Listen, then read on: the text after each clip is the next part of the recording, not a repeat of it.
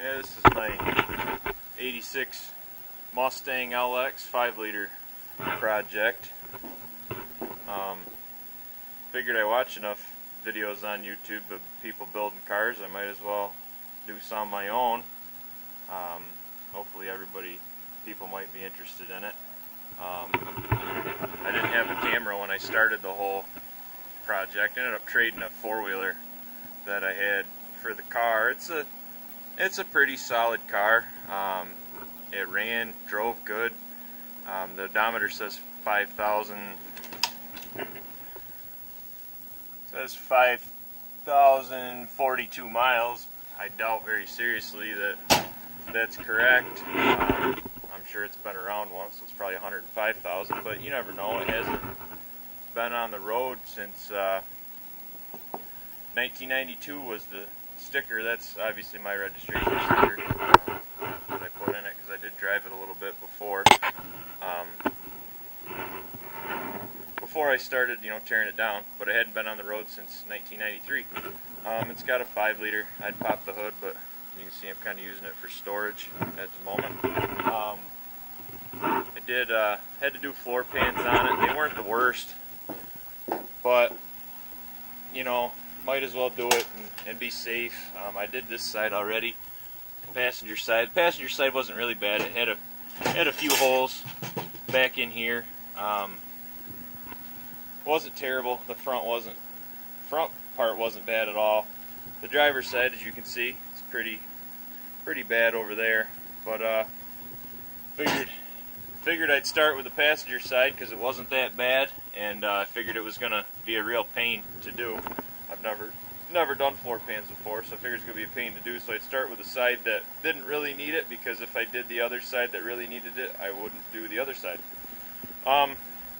But yeah, this side's done. I got to do some grinding, and I didn't lap it here. I butt welded it. I cut it and butt welded it, and I'm really happy with the way that came out. I know a lot of guys lap them, and with the modern weld-through primers and everything, yeah, you could probably get away with it. I just wanted to. I figured not that this isn't, and it's not a big high-dollar show car or anything. I just figured I could dress it up underneath and dress up the top, and you'd never even know that they'd been replaced. But I don't think there's a right or wrong way to do them. I chose to butt weld it, and it was a little bit more work, but it really wasn't bad. Really wasn't bad at all. These cars, like I said, I've never done floor pans before, but they were actually very, very, very, very simple to do. It overlaps on the front right here. The floor pan goes on the top there. You got all your butt welds, or not butt welds, but your rosette welds. Drill out all your factory spot welds here. Then it goes underneath this lip back here. Really wasn't bad. Really was not that bad to do. I got another patch I have to do right here. You can see it. The lighting out here is not very good.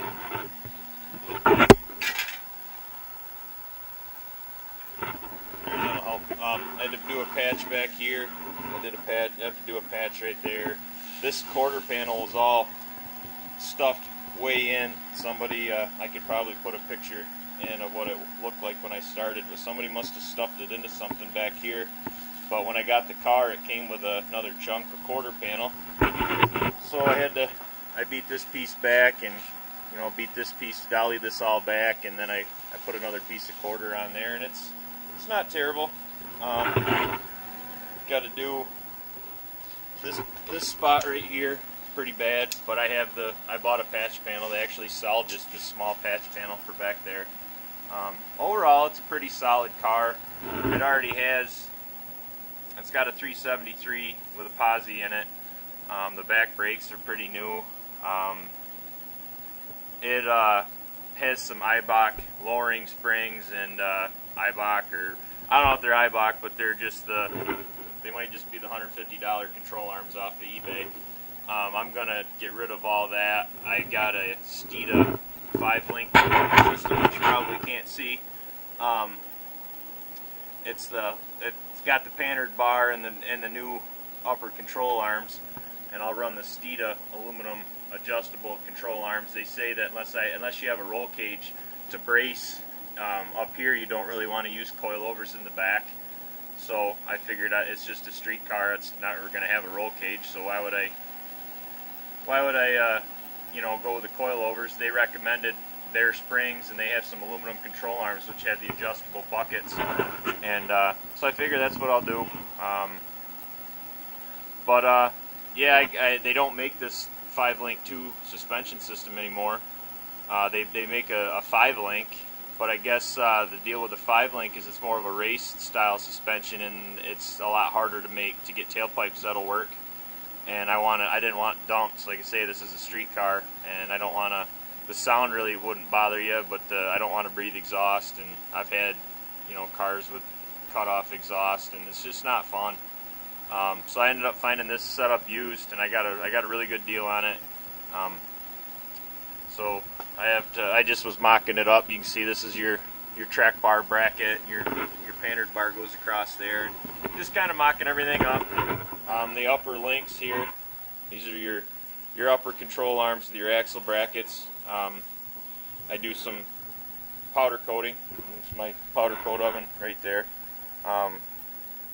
Just do some powder coating just for myself. Whatever will fit in that oven is what I powder coat. So I powder coated those. It's Illusion Sour Apple by Prismatic. It's a neat powder. It's pretty bright, it's a neat color. It'll look good on the suspension.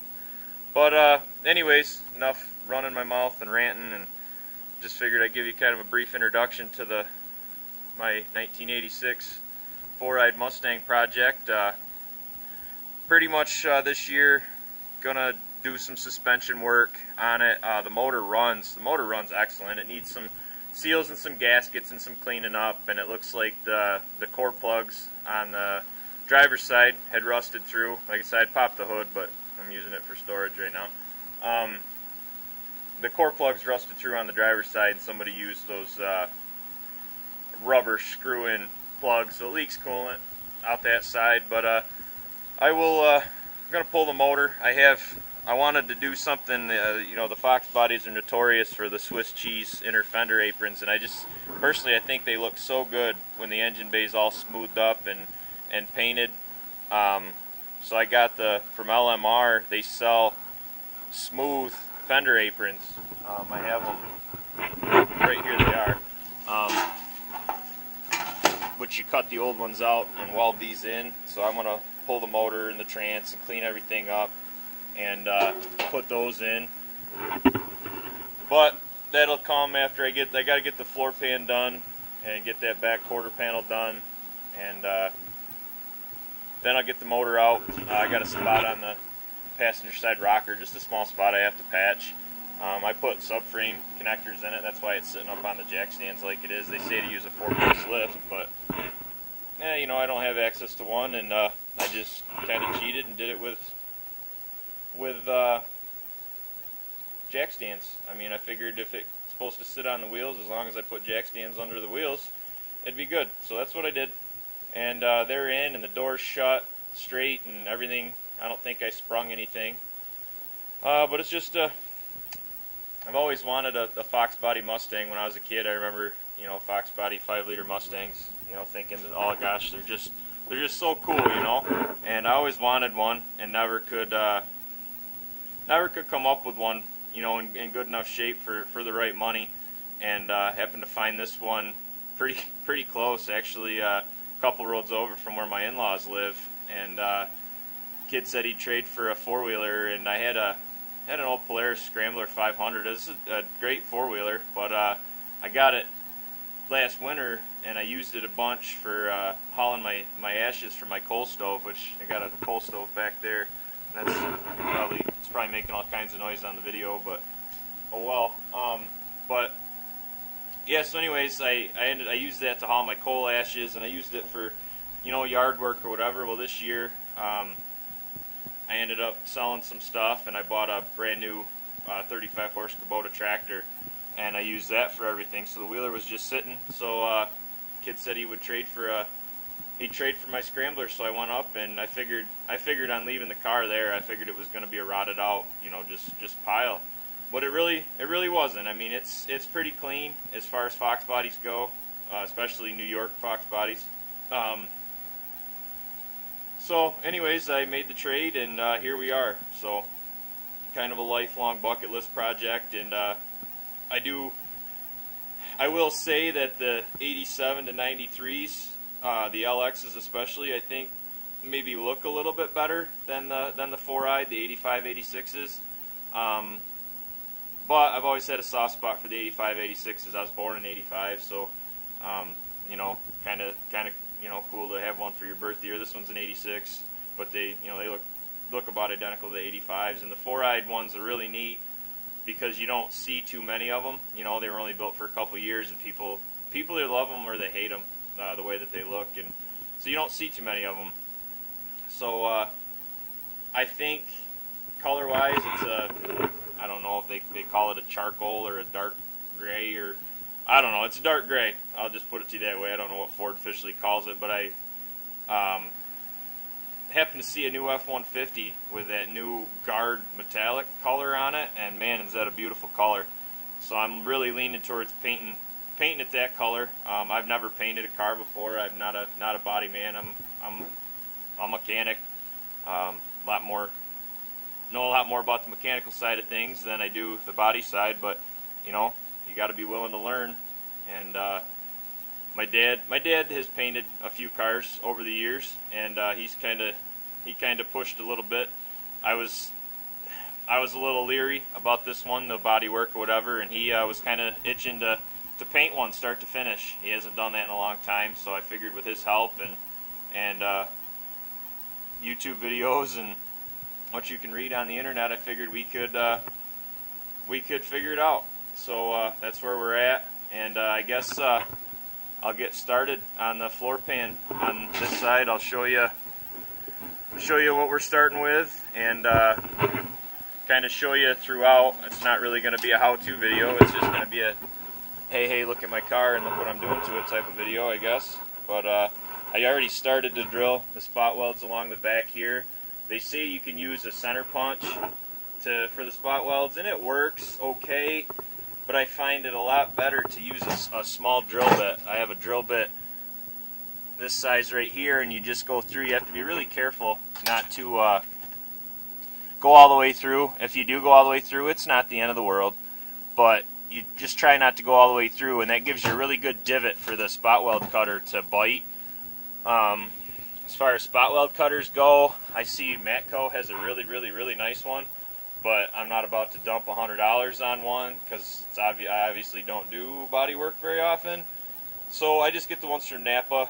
They're about $20, $25, and they work extremely well.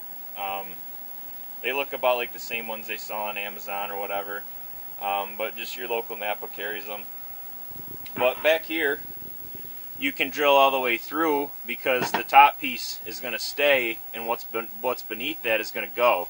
So as long as your bottom layer that you're going to put your new rosette weld, spot weld to, you don't want to have a hole there, but a hole in the top doesn't really matter, because the spot weld cutter's going to cut it anyways.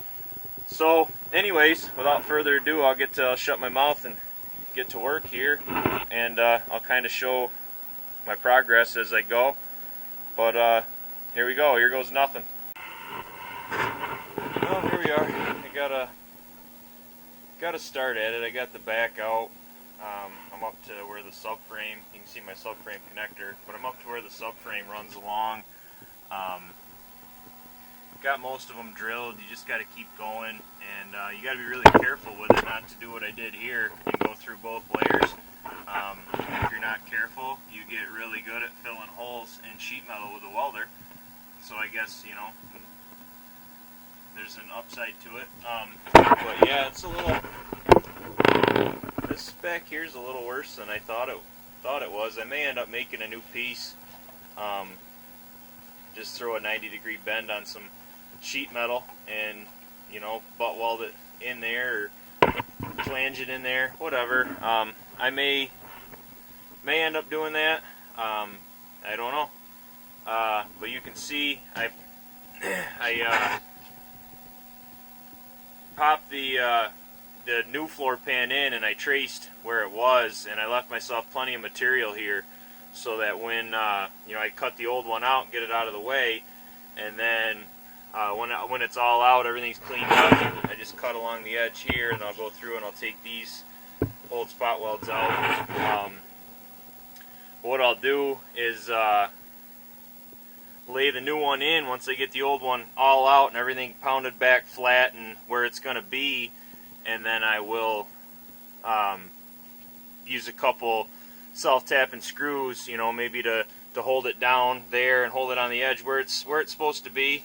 This right here is a seat brace. These are Steeda subframe connectors, but I put the seat brace on. I tacked it on, so I put these in first so I could use this as kind of a reference on where the old floor pan was, so when I put the new one in, I had something to go by. But anyways, like I was saying, I have a slight case of ADD and get rambling, but anyways, I'll put the new floor pan in, and then I'll get the body saw, one of these guys right here, very, very, very handy tool to have.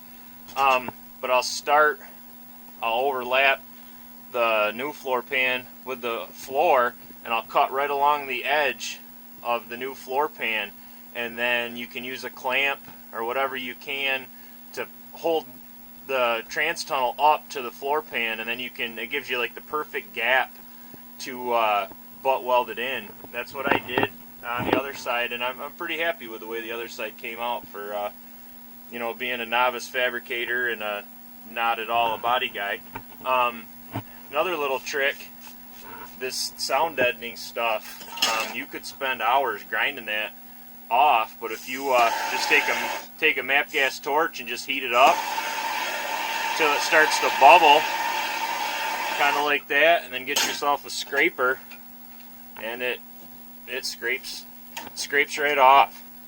I could have heated that up a little more, but it scrapes right off clean. Gives you a nice, you can see up over here, right in here, I just heated some up and scraped it off. It's kind of nasty stuff to deal with, but the little torch and scraper trick works. But anyways, I just figured I'd show some progress. This side will probably be a little more difficult because the pedals are in the way. Had a wire connector coming up through here, connected to all this, so I just popped it off. I don't know what it's for. I haven't looked at any wiring diagrams for this car or anything, but yeah, it just came up through here, so I just unhooked it all and sent it back down through. I'm guessing it's for the backup lights and whatnot for the transmission. Maybe O2 sensors too, I don't know. But anyways, just figured I'd give an update on what I had going on, and I'll take another video here when I get a little more progress made. Well, this is where we're at so far. Just keep taking it a little bit at a time. I got to get my right angle drill out so I can drill across the front right there, get those out. And it's another spot that had me hung up on the passenger side is this guy right here. I didn't realize that was all spot welded to the floor, so I fought with the passenger side for a while, and then this side wasn't so bad. About an hour, maybe hour and a half into this, getting it out. And I'll take my spot weld cutter and I'll come, the light right here, I'll come down through and I'll drill all the spot welds here on this piece and pop that piece off later. Yeah, just have to keep cutting and going, and a right angle drill really helps to get in here to get those. Get those, and then I'm gonna my light's dying. Messed up a little bit right here with the saw, so I'll have to fix that spot, and you know, just some beating and get everything back the way it should be, and go from there. That's all I'm going to do for today, I think. Didn't have a whole lot of time to work on it, but it's, you know, do a little bit every day, and before you know it, you'd be running out of stuff to do. So that's that. I'll pick up, do another video when you're ready to put it in. Thanks for watching.